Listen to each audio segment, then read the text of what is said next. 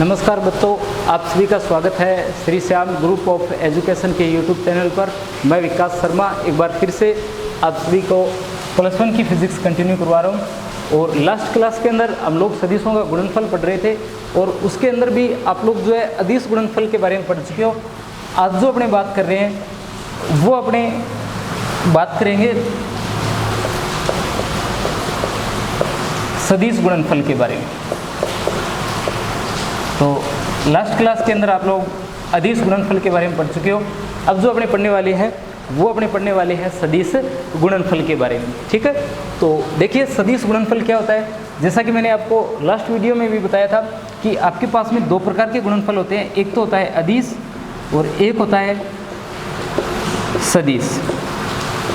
और मैंने आपको ये भी बोला था कि आपको ध्यान ये रखना है कि दोनों ही गुणनफल किसके होते हैं, दो सदिश राशियों के होते हैं। ठीक है, किसके होते हैं, दो सदिश राशियों के गुणनफल होते हैं। अगर दो सदिशों के गुणनफल से आपको जो परिणामी राशि प्राप्त होती है अगर वो अदिश राशि हो तो वो कैसा गुणनफल होगा, वो अदिश गुणनफल होगा। जैसे कार्य वगैरह आ गया। और अगर गुणनफल सदिश हो तो वो अगर वो राशि सदिश हो तो गुणनफल किस प्रकार का होता है, सदिश गुणनफल हो गया। जैसे बला गुण वगैरह आप लोग पढ़ोगे आने वाले टाइम में, ये हो गया। यानी जब दो सदिश राशियों का गुणनफल किया जाए और परिणामी राशि जो आपको प्राप्त हो रही हो या गुणनफल जो आपको प्राप्त हो रहा हो वो अगर एक सदिश राशि हो तो किस प्रकार का गुणनफल होगा, ये सदिश गुणनफल होगा। यानी जब दो या दो से अधिक सदिशों का आप लोग गुणनफल कर रहे हो तो दो सदिशों के गुणनफल से अगर अदिश राशि तो अदिश गुणनफल और सदिश राशि तो वो किस प्रकार का गुणनफल, सदिश गुणनफल होता है। अब देखो जैसे आपके पास में दो सदिश है, ए वेक्टर और बी वेक्टर। ठीक है, एक तो आपके पास में है ए वेक्टर और एक है आपके पास में बी वेक्टर। इनका अगर आपको बोल दिया जाए कि सदिश गुणनफल कीजिए तो सदिश गुणनफल में ध्यान आपको ये रखना है कि सदिश गुणनफल को हमेशा दोनों के बीच में क्रॉस का निशान लगा करके व्यक्त करते हैं। अगर डॉट तो लगा देते हो तो बन जाता है वो अदिश गुणनफल, अगर क्रॉस लगा देते हो तो किस प्रकार का गुणनफल बन जाता है, वो सदिश गुणनफल बन जाता है। ठीक है, तो इस बात का भी ध्यान रखना है आपको कि डॉट किसके मध्य आए और क्रॉस किसके मध्य आए। तो अगर आप लोग क्रॉस लगा देते हो तो ये कौन सा गुणनफल होता है, सदिश गुणनफल होता है। इसलिए अपने इसे वेक्टर गुणनफल या आप लोग बोल सकते हो इसे क्रॉस गुणनफल बोल सकते हो। ठीक है, हिंदी में अपने इसे क्रॉस गुणनफल भी बोलते हैं।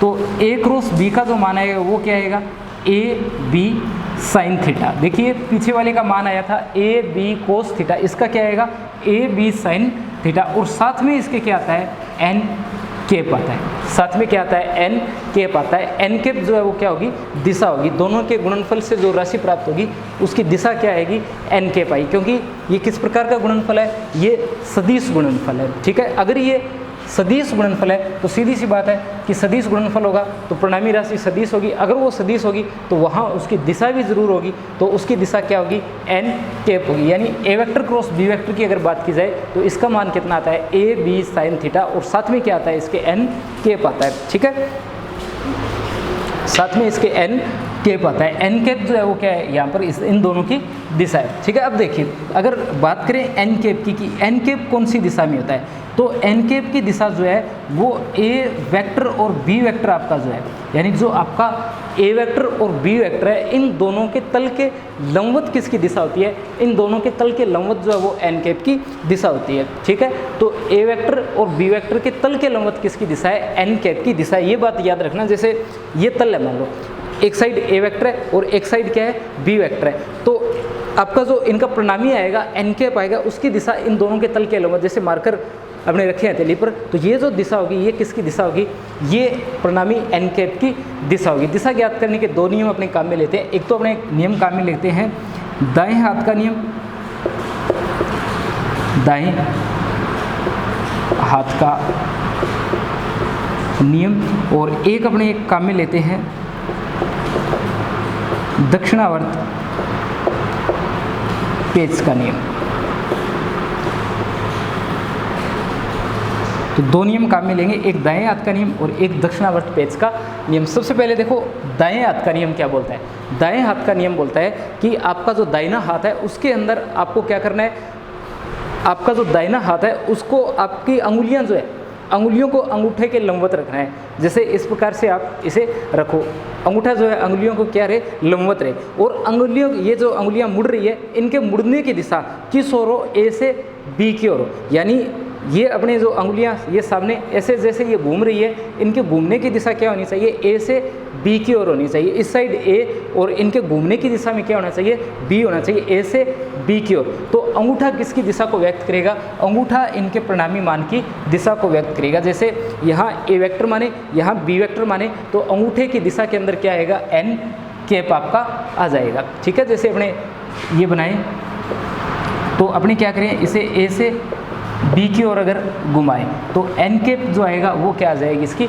दिशा आ जाएगी, जो परिणामी आप बात करिए उस परिणामी की। और देखिए ये क्या बताता है, दक्षिणावर्ती पेच का नियम। दक्षिणावर्ती पेच का नियम बताता है कि अगर आप दक्षिणावर्ती पेच को, दक्षिणावर्ती पेच साधारण पेच जो होता है वो दक्षिणावर्ती पेच ही होता है, अगर आप लोग दक्षिणावर्ती पेच को क्या करो, इस प्रकार से घुमाओ, यानी दक्षिणावर्ती पेच को आप लोग क्या करो, इस प्रकार से घुमाओ। किस प्रकार से, ए से बी की ओर घुमाते हो तो पेच के आगे बढ़ने की दिशा, यानी ए से बी की ओर घुमाओ तो पेच ऊपर की ओर जाएगा। तो इस प्रकार से अगर आप लोग इसे घुमाते हो तो पेच के आगे बढ़ने की जो दिशा होगी वो किसकी दिशा होगी, एन कैप की दिशा होगी। ठीक है, यानी दक्षिणावर्ती पेच को ए से बी की ओर, ए वेक्टर से बी वेक्टर की ओर अगर घुमाते हो तो पेच के आगे बढ़ने की दिशा जो है वो किसकी दिशा होती है, पेच के आगे बढ़ने की दिशा जो है वो एन कैप की दिशा होती है। ठीक है, तो इसके अंदर बस इतना ही है। एक तो ये कि A vector cross B vector जो है वो किसके इक्वल आता है, ए बी साइन थीटा और एन कैप के। एक इसके अंदर दाएं हाथ का नियम और एक दक्षिणावर्ती पेच का नियम आता है। ठीक है, सदिश गुणनफल किसके बराबर, ए बी साइन थीटा के और साथ में एन कैप, और अदिश गुणनफल किसके बराबर था, ए बी कोस थीटा के। ठीक है, वहाँ डॉट लगाया था और यहाँ क्या लगता है, क्रॉस लगता है। अब देखिए इसके कुछ एक गुणों की बात अपने कर लेते हैं।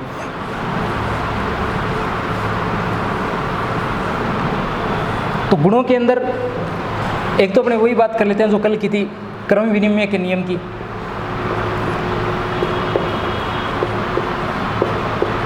तो सदिश गुणनफल में क्रम विनिमय का नियम जो है वो लागू नहीं होता। कैसे, जैसे देखिए अगर आप लोग लिखते हो ए वेक्टर क्रॉस बी वेक्टर, तो आपके पास में आता है ए का परिमाण, बी का परिमाण और साइन थीटा और एन कैप। ठीक है, ए बी साइन थीटा और एन कैप आता है। पर अगर आप लोग करते हो B vector cross A vector, तो आपके पास में बी का परिमाण, ए का परिमाण, साइन थीटा, पर साथ में जो दिशा आती है वो क्या आती है, माइनस का एन कैप आ जाती है। ठीक है, पहले जो दिशा आ रही थी उसकी विपरीत दिशा आ जाती है, माइनस का एन कैप। यानी ए क्रॉस बी तो आता है प्लस का n cap, B cross A आता है माइनस का एन कैप। इसका मतलब हुआ कि A vector cross B vector बराबर नहीं है B vector cross A vector के। तो किसके बराबर है ये माइनस के B vector cross A vector के बराबर है। ठीक है, आपको ये ध्यान रखना है ये वाला कि A vector cross B vector जो है किसके बराबर नहीं होता, B vector cross A vector के बराबर नहीं होता। क्यों नहीं होता, क्योंकि सदिश गुणनफल जो है वो किसका पालन नहीं करता है, क्रम विनिमय के नियम का पालन नहीं करता है। अगर आप लोग इसे सोल्व करके देखोगे तो इसमें प्लस का एन कैप आता है और इसमें क्या आता है, माइनस का एन कैप आता है। तो फर्स्ट तो यही हो गया अंतर दोनों के अंदर, सदिश और अदिश गुणनफल में वहाँ क्रम विनिमय का पालन हो रहा था और यहाँ नहीं हो रहा है। दूसरा वितरण नियम यहाँ भी लागू होगा। जिस वितरण नियम की हमने कल बात की थी वो वितरण नियम यहाँ भी लागू होता है। जैसे A vector cross B vector plus C vector अगर हो तो इसका मान जो आएगा वो आएगा A vector cross B vector plus A vector cross C vector. तो ये आपको ध्यान रखना है कि वितरण का नियम जो है वो यहाँ पर लागू हो जाता है। इसे आप लोग अलग अलग मल्टीप्लाई के रूप में लिख सकते हो। जैसे यहाँ लिख दिया ए क्रॉस बी और प्लस ए क्रॉस सी, ए को पहले सी को बाद में, ए को पहले बी को बाद में। जो पहले आता है उसे पहले रखना है, जो बाद में आता है उसे बाद में रखना है। सदिश गुणनफल के लिए ये बहुत जरूरी है। क्यों, क्योंकि यहाँ आप लोग देख सकते हो ये क्रम विनिमय का पालन नहीं करता है। अगर ए पहले है तो ए को रखना है और अगर बी पहले आता है तो बी को पहले रखना है। ठीक है, तो दो नियम तो सीधे सीधे ये आ गए। एक आप लोग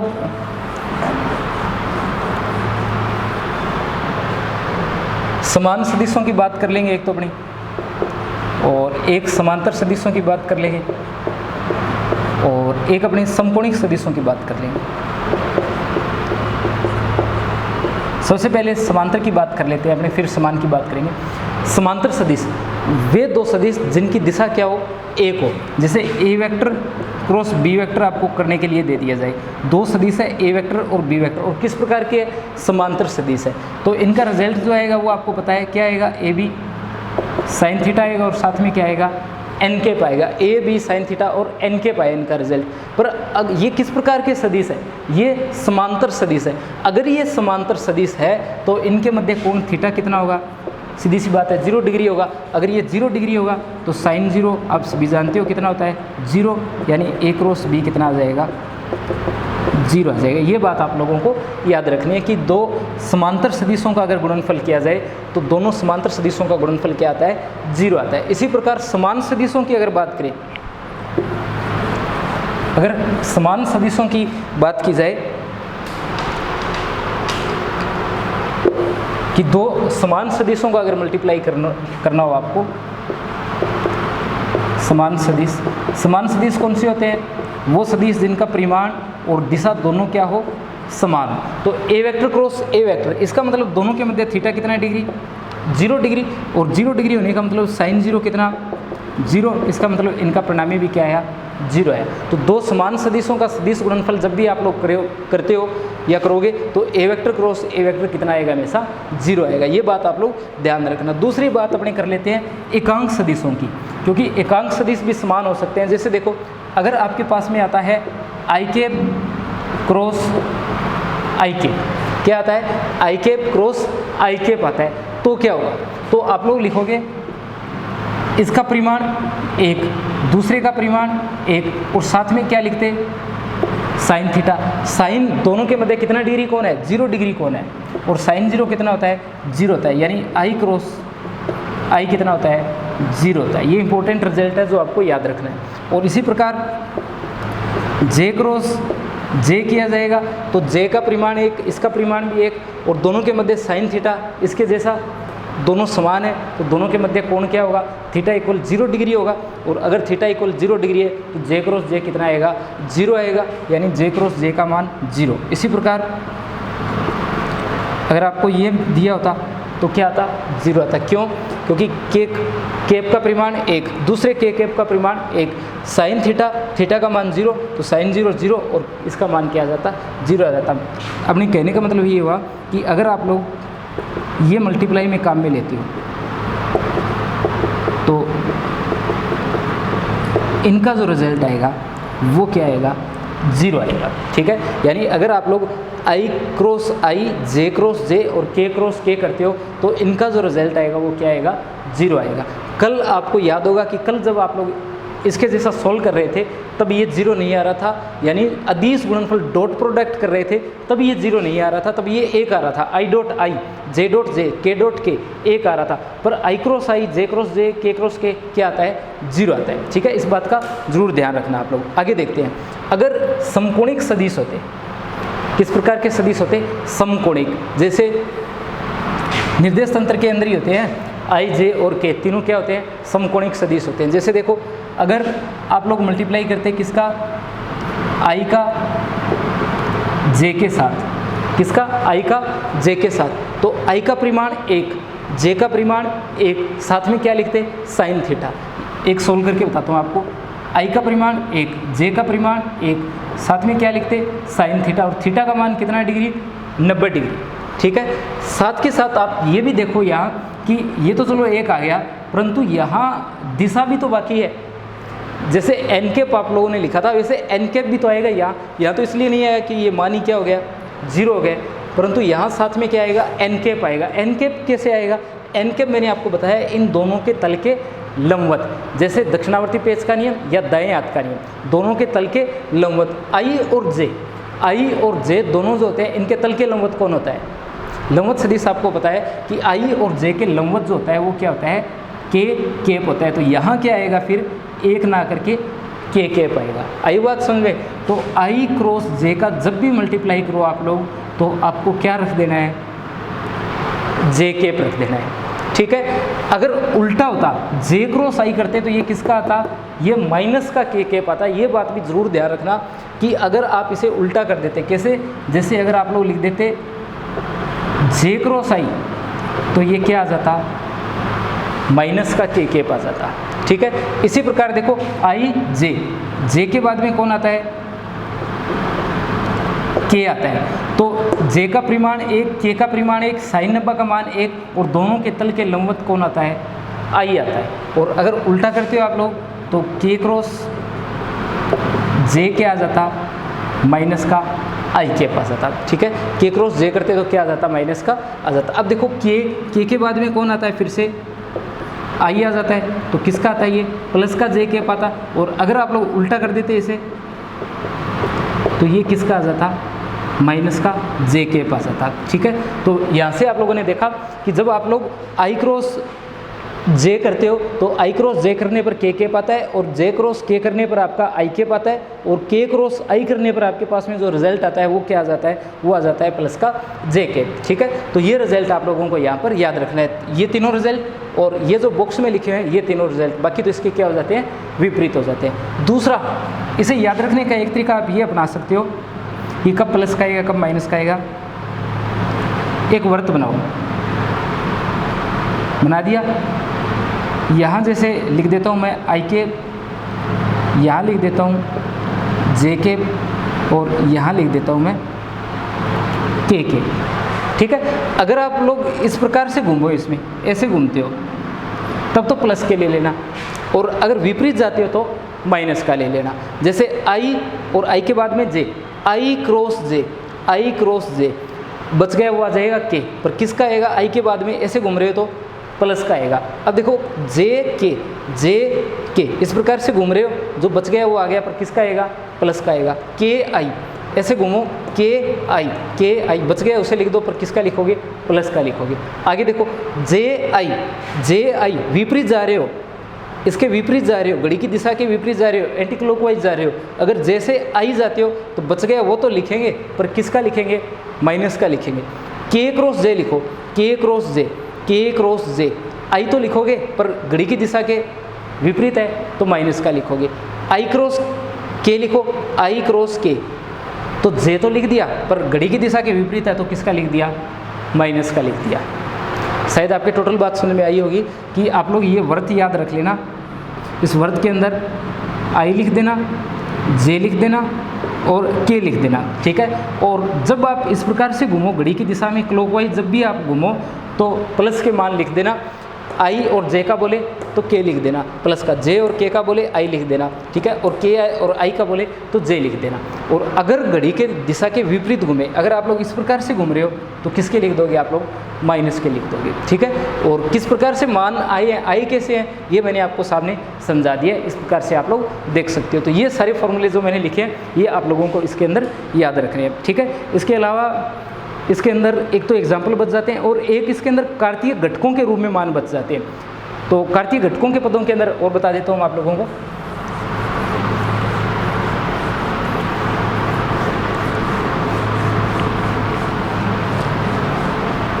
कार्तीय घटकों के अंदर जो मान बचे वो देखिए,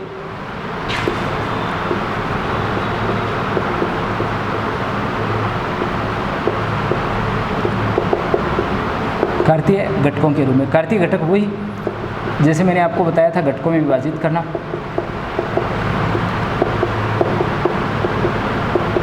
एक तो ये और एक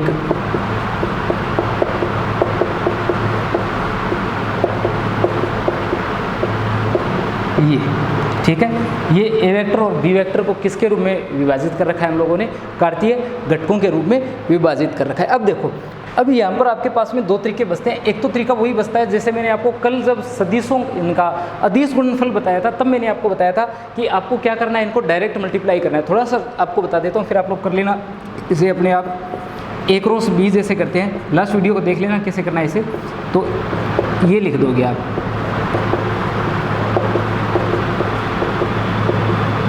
ठीक है। और क्या करना है आपको, इसका सदिश गुणनफल करना है। तो आपने क्या लिख दिया साथ के साथ, बी एक्स आई कैप बी वाई जे कैप और बी जेड के कैप। ठीक है, अब आपको क्या करना है, सबसे पहले इसकी इन तीनों के साथ में मल्टीप्लाई करनी है, फिर इसकी तीनों के साथ में और उसके बाद में इसकी तीनों के साथ में। तो जैसे कल आपने सॉल्व किया था बिल्कुल उसी प्रकार से करना है। बस ध्यान ये रखना है कि जो आपके पास में मान आए, आई क्रॉस आई आए या आई क्रॉस जे आता है या आई क्रॉस के आता है, तो वो मान आपको कहाँ से रखने हैं, वो मान जैसे जस्ट लास्ट इसमें मैंने आपको बताया वहाँ से रख देना है, ठीक है। ये सारे मान लास्ट में अभी मैंने आपको बताया थोड़ी देर पहले, वहाँ से सारे मान रख देने और आपके पास में इनका परिणामी मान आ जाएगा। परिणामी मान क्या आएगा, उसका एक तरीका और है, वो दूसरा तरीका मैं आप लोगों को बता रहा हूँ जो आप लोगों को नहीं पता है। देखिए इसका जो दूसरा तरीका है वो है सारणिक के द्वारा। सारणिक के द्वारा आपने क्या कर सकते हैं, इसे लिख सकते हैं, ठीक है। सारणिक के द्वारा देखिए अपने इसे किस प्रकार से लिखते हैं। तो सारणिक के रूप में लिखने के लिए सबसे पहले आपको क्या करना है, सबसे पहला काम आपका ये रहेगा कि आप लोग लिख दोगे ए वेक्टर क्रॉस बी वेक्टर, ठीक है। वैसे मैथ के अंदर सारणिक आप लोग बाद में पढ़ लोगे, तो ये आप लोगों ने सारणिक बना दिया। तो सबसे पहला काम होता है कि आप लोग इन्हें लिखो, जो आई जे और के है, सबसे पहले आप इन्हें लिख दो। कैसे, यहाँ लिख दो आई के, यहाँ लिख दोगे जे के, और यहाँ क्या लिख दिया आप लोगों ने, के के। ये बन गया आई के, जे के और के के। सबसे पहला काम तो आपने ये किया। आपने क्या किया, ये आई जे और के इन्हें सबसे पहले लिख दिया। अब देखो पहले कौन आ रहा है, ए वेक्टर आ रहा है, तो आई का गुणांक क्या है, ए एक्स, तो इसे नई लाइन के अंदर सबसे पहले लिखो।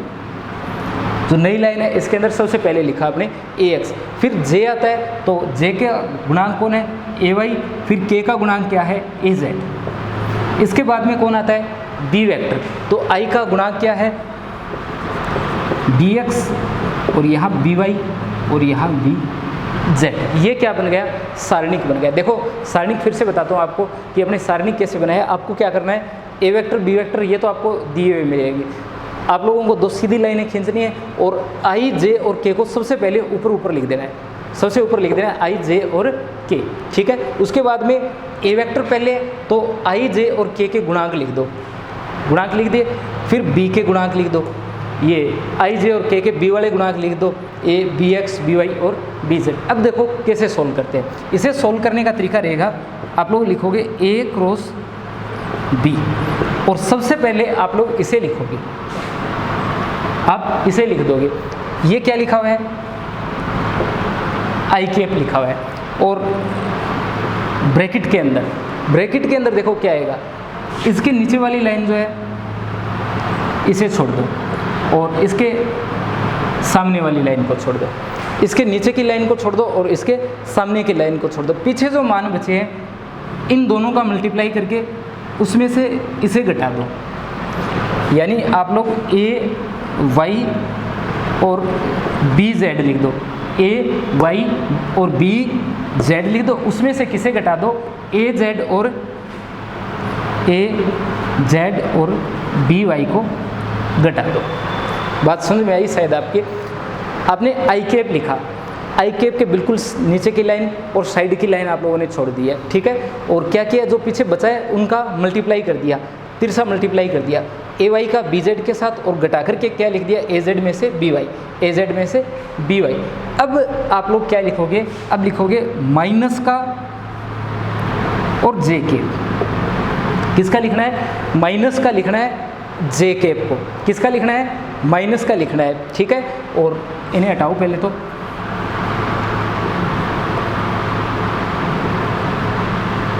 हटा दिया। अब देखो इस जे कैप को लेते हैं, ये जो जे कैप है इसके सामने की लाइन को छोड़ दो और इसके साइड की लाइन को छोड़ दो, छोड़ दिया। पीछे जो बचा इनका मल्टीप्लाई कर दो और इसमें से इसका घटा दो, यानी आपको क्या करना है, ए एक्स और बी जेड में से ए जेड और बी एक्स को घटा करके लिख देना है। ए एक्स बी जेड और ए जेड और बी एक्स आपको लिख देना है, ठीक है। फिर क्या करना है, फिर से देखो,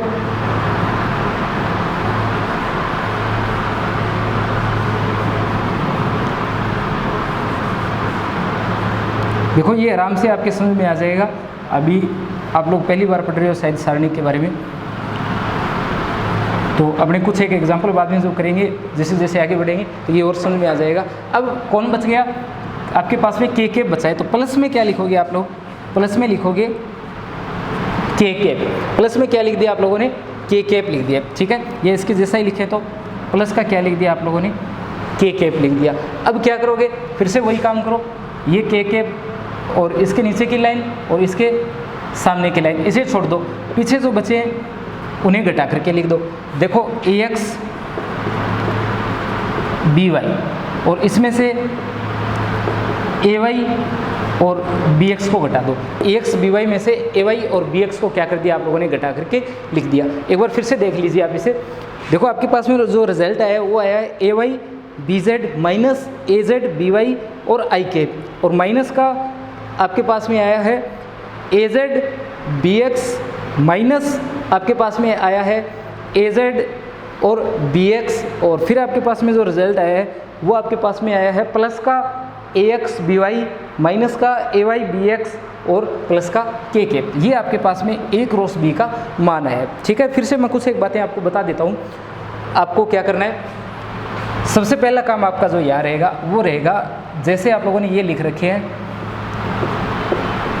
फिर से लिख करके बता देता हूँ। देखो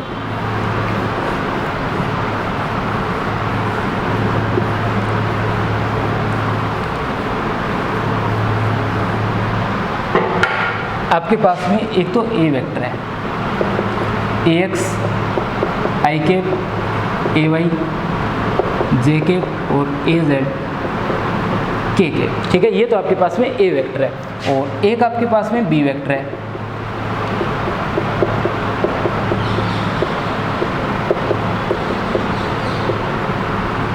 आपके पास में ए वेक्टर बी वेक्टर के मान है। इसके अंदर देखो आई जे और के, इनको उठा करके सबसे पहले लिख दिया, यानी सबसे पहले आपने क्या कर दिया, आई कैप जे कैप और के कैप को लिख दिया। फिर आपने क्या किया, आई का गुणांक ए एक्स लिखा, जे का गुणांक ए वाई लिखा, के का गुणांक ए जेड लिखा, फिर आई का गुणांक, जे का गुणांक और के का गुणांक, B X B Y B Z लिख दिया। ठीक है, A X A Y A Z लिख दिया, आई कैप जे कैप और के कैप लिख दिया।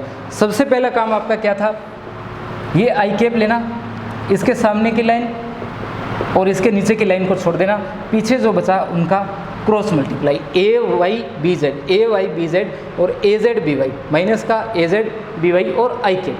फिर आपने क्या किया, आपने फिर से लिखा आई कैप जे कैप और के कैप। ठीक है, ए एक्स ए वाई और ए जेड, फिर आपने लिखा बी एक्स बी वाई और बी जेड। फिर आपको क्या करना है, इसे लिखना है, तो इसके सामने की लाइन और इसके नीचे की लाइन छोड़ दो और इन्हें मल्टीप्लाई करके लिख दो। देखो ए एक्स बी जेड माइनस ए जेड बी एक्स और जे के, और साथ में ये तीसरा सामने आपके बना हुआ है। देखो एक तो आपको ये 3 बार नहीं करना है ये काम, ठीक है, 3 बार नहीं करना है, सिर्फ एक बार लिखना है। और जो निशान वगैरह आपने लगा रखे हैं ये भी नहीं लगाने, ये तो मैंने आप लोगों को सिर्फ समझाने के लिए बनाए हैं। ठीक है, कुछ एक बातें और देखो,